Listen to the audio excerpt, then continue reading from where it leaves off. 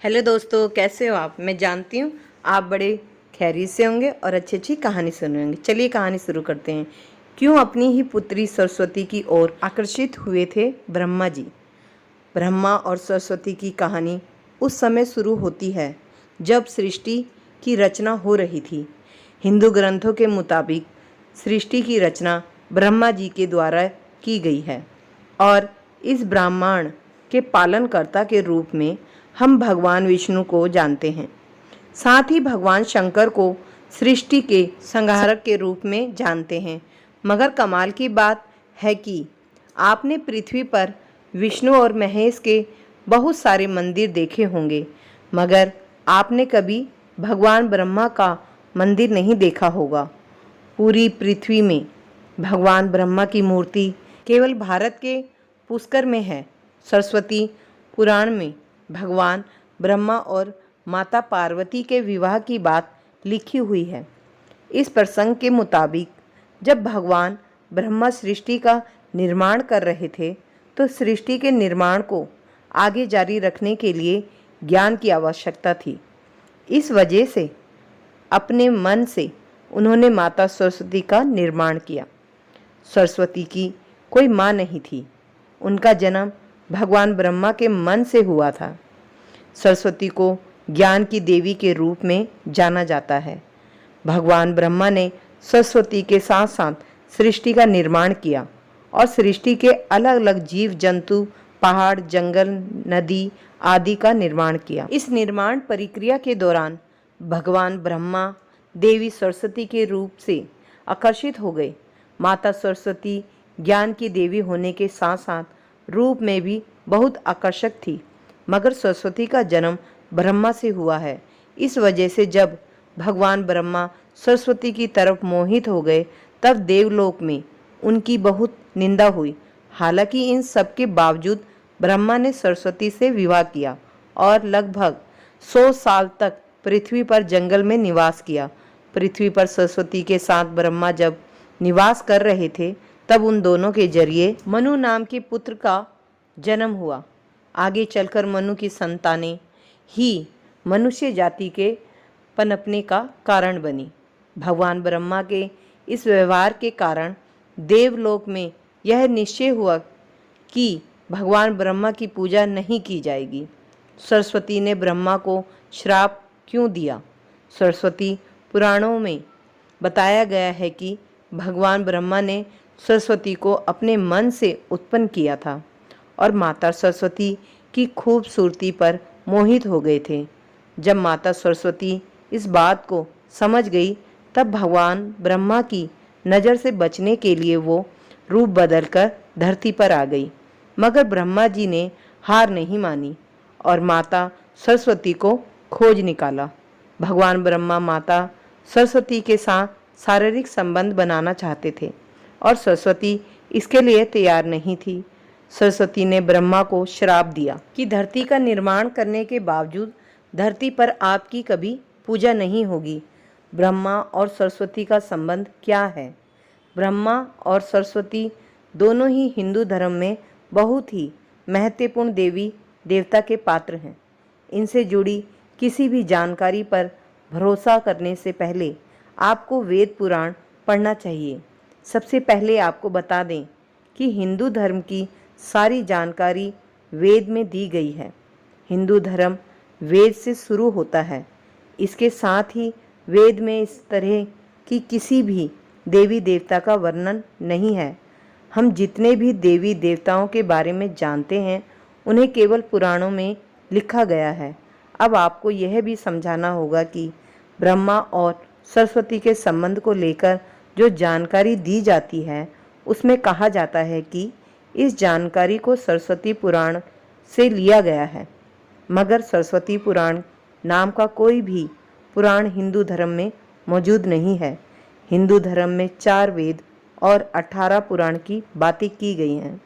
इन 18 पुराणों में सरस्वती पुराण नाम का कोई पुराण मौजूद नहीं है। कुछ बड़े पुराणों को उप पुराण में विभाजित भी किया गया है, मगर उप पुराण में भी सरस्वती पुराण नाम के किसी भी पुराण का जिक्र नहीं है। कुछ जगहों पर मत्स्य पुराण की बात की जाती है, मगर इस पुराण में भी आपको सरस्वती और ब्रह्मा के विवाह जैसी कोई जानकारी नहीं मिलेगी। ऐसे में सवाल उठता है कि ब्रह्मा और सरस्वती के बीच कौन सा संबंध है। इसके लिए आपको समझना होगा कि ब्रह्मा ने सृष्टि का निर्माण किया, अर्थात जब भगवान ब्रह्मा इस सृष्टि का निर्माण करने बैठे तब विष्णु और महेश के अलावा कुछ भी इस दुनिया में मौजूद नहीं था।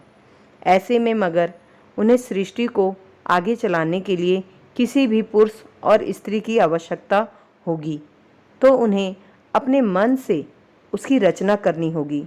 इसी वजह से भगवान ब्रह्मा ने माता सरस्वती, नारद, मनु, जमवत, सनक, सनंदन, सनातन, संत कुमार, भृगु एवं अत्रि का जन्म अपने मन से किया और पृथ्वी को आगे संचालित करने के लिए धरती पर भेजा। इस पृथ्वी पर ज्ञान के संतुलन को बनाए रखने के लिए उन्होंने माता सरस्वती को अपने साथ रखा और साथ रहने वाली स्त्री को पत्नी का दर्जा दे दिया गया। सरस्वती ब्रह्मा की पत्नी है या बेटी। अगर ब्रह्मांड में मौजूद हर चीज की रचना भगवान ब्रह्मा ने की है तो बेटी हो या पत्नी, दोनों की ही रचना भगवान ब्रह्मा के ही द्वारा संभव थी। भगवान ब्रह्मा को अगर किसी के साथ विवाह करना था तो इसके लिए भी उन्हें किसी का निर्माण अपने मन से करना पड़ता और उनके मन से उत्पन्न होने के कारण उनका रिश्ता बेटी की तरह भी लगाया जाता है। हालांकि सृष्टि का निर्माण होने के बाद अलग अलग घटनाओं के कारण ब्रह्मा का विवाह 5 बार हुआ था। इस वजह से उनकी कुल 5 पत्नियां थीं, जिनमें सरस्वती, सावित्री, गायत्री, श्रद्धा, मेधा थी। ब्रह्मा जी की पूजा क्यों नहीं होती? इस पृथ्वी पर आपने अक्सर भगवान विष्णु या भगवान शंकर के मंदिर को देखा होगा। आपने कभी भी भगवान ब्रह्मा के मंदिर को नहीं देखा होगा। आपको बता दें कि राजस्थान के पुष्कर में भगवान ब्रह्मा का एक मंदिर है। वह मंदिर 3 झीलों से घिरा हुआ है। प्रचलित कथा के मुताबिक सृष्टि का निर्माण करने के बाद वर्जनास नाम के एक राक्षस ने धरती पर खूब उत्पात मचाया था। जब इस राक्षस ने भगवान ब्रह्मा के साथ दुर्व्यवहार शुरू कर दिया तब ब्रह्मा जी ने वर्जनास का वध कर दिया और इस दौरान उनके कमल के 3 टुकड़े धरती पर आकर गिरे, जिससे बड़े बड़े झील बन गए।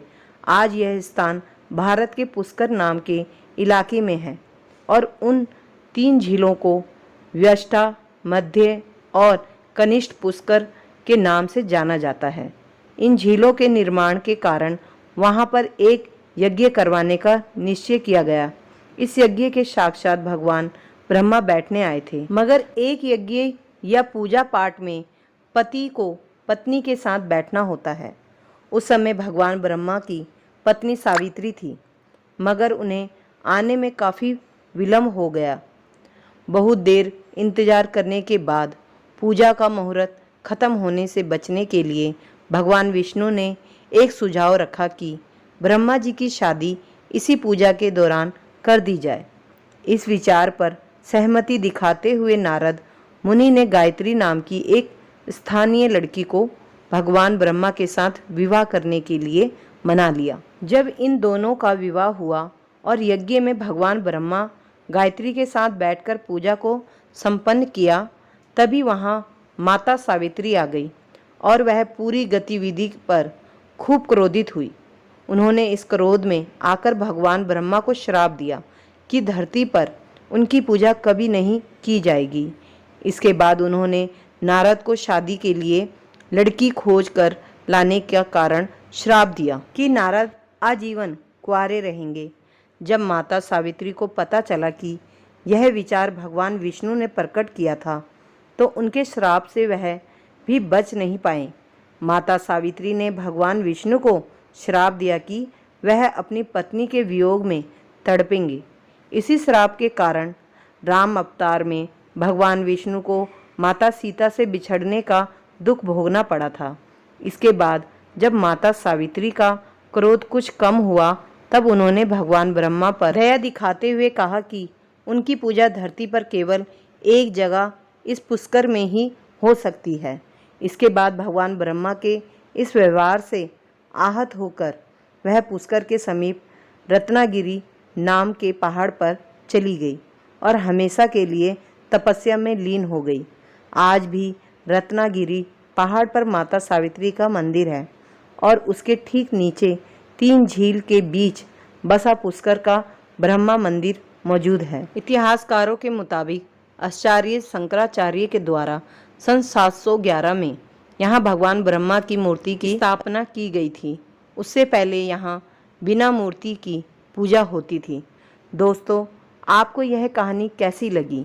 कृपया कमेंट करके ज़रूर बताएं और ऐसी ही और भी बहुत सारी कहानियों को सुनने के लिए मेरे चैनल को सब्सक्राइब कीजिए। धन्यवाद।